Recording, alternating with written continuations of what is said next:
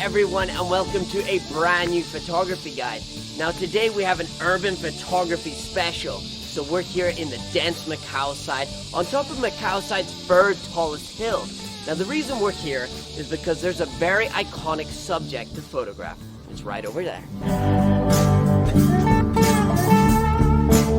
This is Peña Hill, and that is the Macau Tower. That's exactly what our photo subject is going to be for this location. As you can see, in this photography adventure, I'd be using a DSLR camera. But don't worry, I'm not doing anything pro. I'll just be sharing with you some easy tips and tricks to help you take your photos to the next level. This fantastic view is found in a peaceful garden located just below the Chapel of Our Lady of Pena.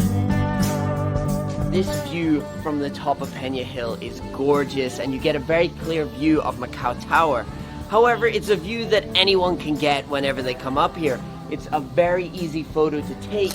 So today, the tip I'm going to share with you is how to make those popular landmark photos a bit more interesting. And a really easy and fun way to do that is just to add layers onto the frame. And how you can do that exactly is by shooting through other elements and subjects in the environment. So obviously you need to pick your main subject, which for us is going to be the Macau Tower. However, around it, I want to fill the frame with some unusual stuff from the environment around here to make it a bit more exciting, a bit more eye-catching, and just a different view of Macau Tower. When taking photos through leaves or other elements of the environment, I suggest using a low aperture such as f.4. This will make sure that everything other than your subject is blurred, so there will be no distractions in the frame for the viewer. So we were just walking down, heading to our next location, and this is the thing I was saying before about finding unique angles on your subject. I didn't even realize, but as walking down this road, the Macau Tower lines up perfectly with the opening in the road. And so what I did was I got really low and I used the lines that separate the road as an actual leading line, leading the viewer's eyes to Macau Tower.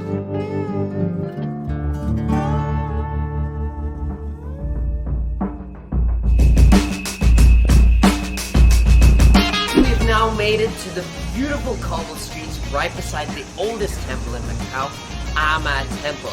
Now this temple is extremely photogenic, so of course we had to stop off here for a couple of photographs. The lighting as we reached the over 600-year-old temple was perfect. The early morning sun burst through the leaves, creating a vibrant backdrop, as well as allowing for some eye-catching lens flare photography. Early morning lighting on a clear day can be great for making your urban photography shots more interesting. The rising sun will add texture to your subject with shadows, lens flares, and vibrant backlighting. So we're here at the next photography location, Rillau Square, and I'm going to be showing you the importance of a zoom.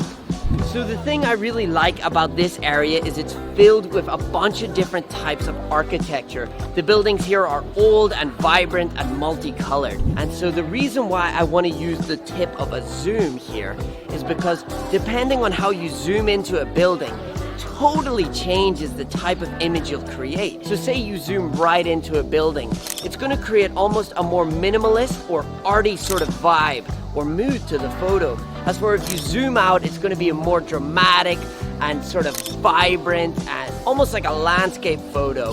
It's a very different style, and it totally depends on how you zoom.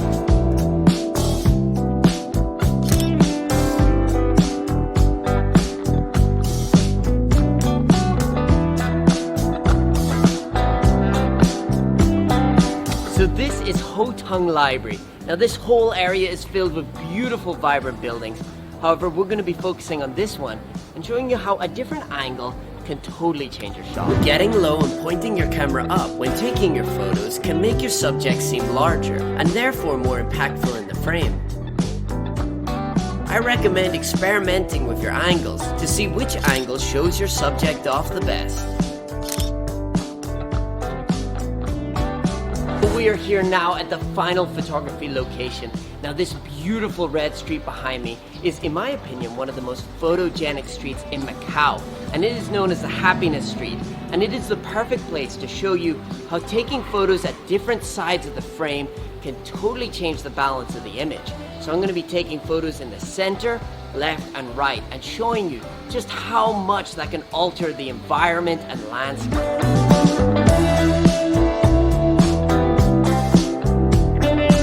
Whereas in the center, the leading line is in the middle of the frame.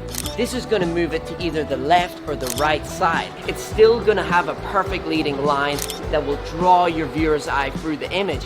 However, I find having the side-on view with the building close by, it almost makes it seem more dramatic. It's certainly not as symmetrical, but I think it makes the building seem more vast and large. Thanks so much for watching this photography adventure. I hope it helps you with your urban photography. And make sure to share your Macau photos of us using the hashtag MacauAdventure for the chance to be featured in the next episode. Thanks so much for watching, and we'll see you in the next one.